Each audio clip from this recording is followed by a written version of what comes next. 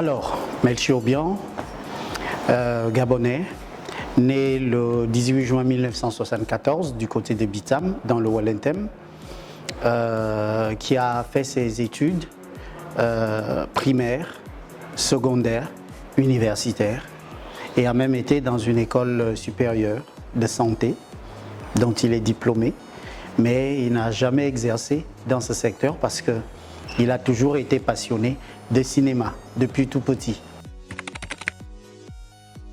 Je dirais deux choses. La première, c'est ma nature.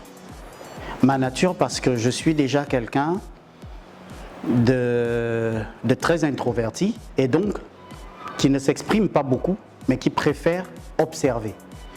Quand j'arrive quelque part, et je suis comme ça depuis le bas âge, quand je suis quelque part, je prends véritablement plaisir à observer tout ce qu'il y a autour de moi, chaque élément autour de moi, actif ou non actif.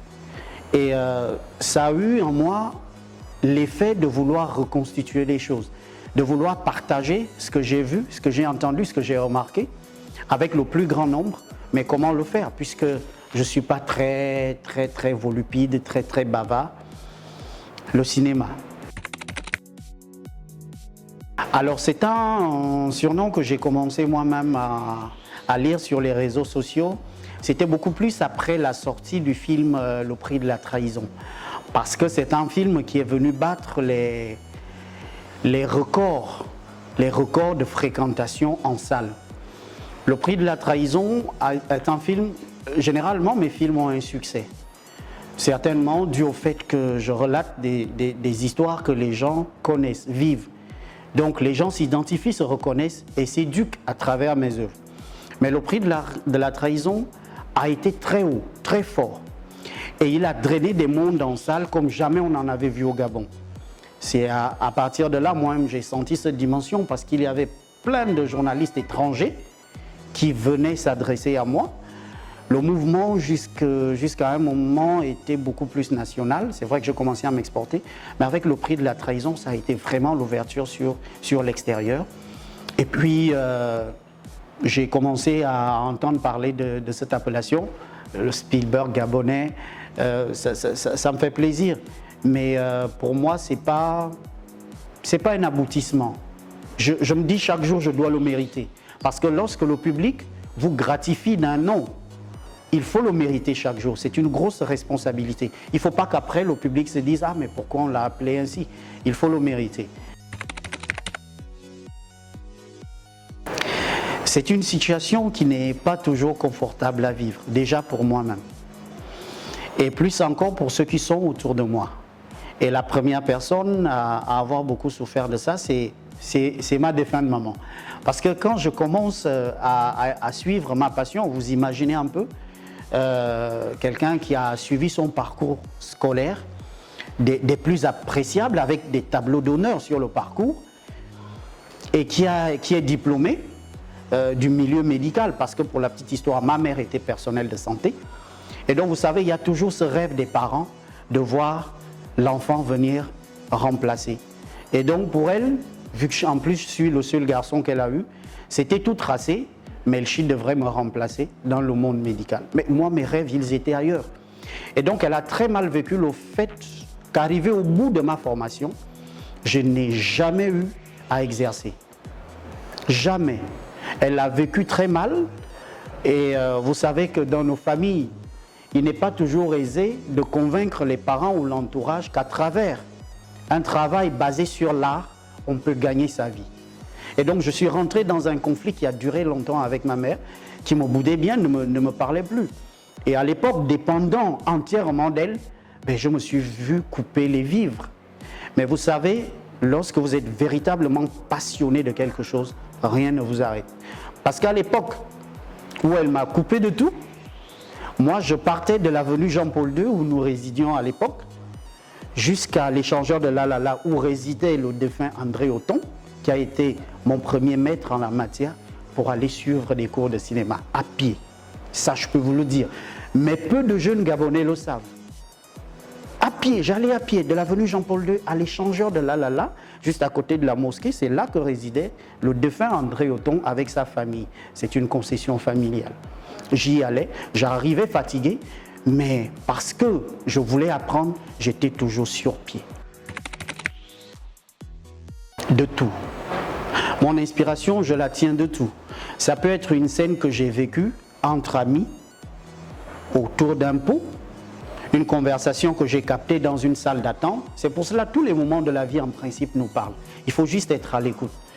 Une phrase prononcée par quelqu'un dans une salle d'attente, ou un fait partagé par deux copines sur Facebook, sur Internet, peut réveiller en vous un film à écrire, à réaliser.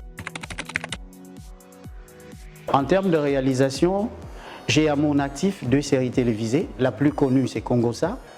En termes de films, j'ai à mon actif en tout 9 métrages, dont 8.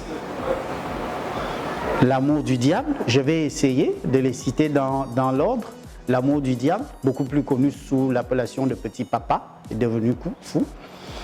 Le cœur des femmes, Un mariage à 5,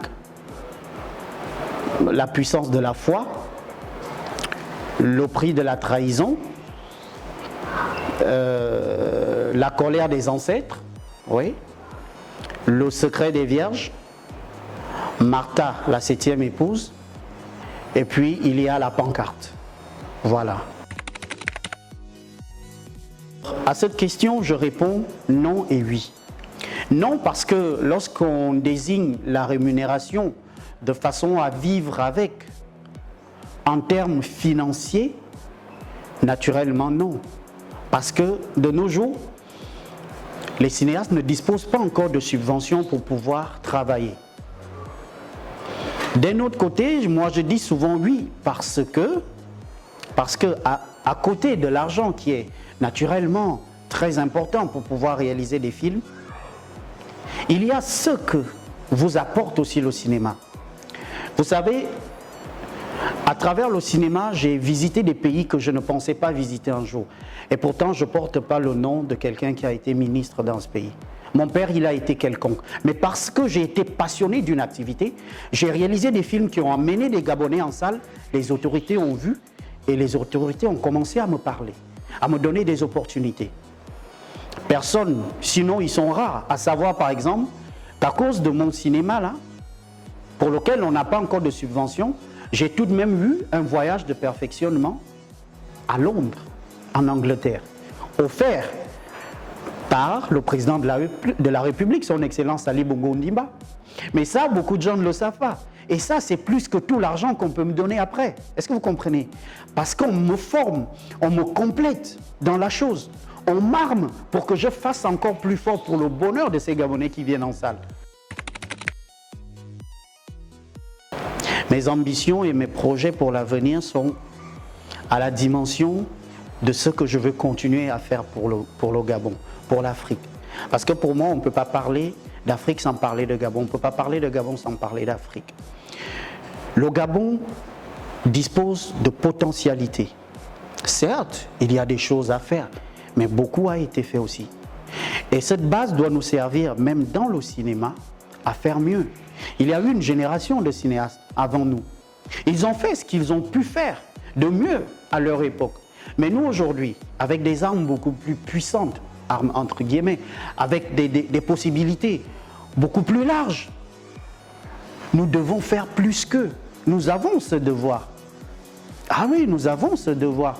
Beaucoup ne le savent pas, mais la génération de Philippe Maury, mais qui a véritablement fait naître le cinéma au Gabon, mais ils l'ont porté très loin. Le cinéma gabonais à l'époque de Philippe Maury a été à Cannes, hein. Beaucoup ne le savent pas.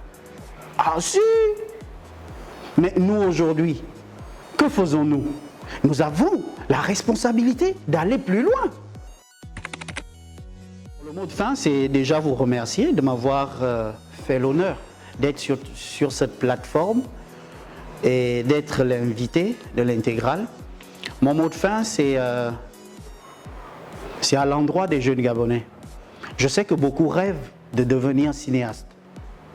de faire de la réalisation de films. Ce que j'ai envie de leur dire, c'est de comprendre que il n'arrivera pas un matin où quelqu'un va cogner à votre porte et vous dire c'est le moment.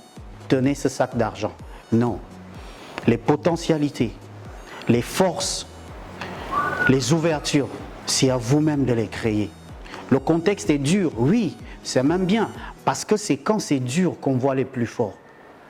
Il faut commencer par croire en soi, s'investir physiquement, intellectuellement et espérer récolter des fruits après.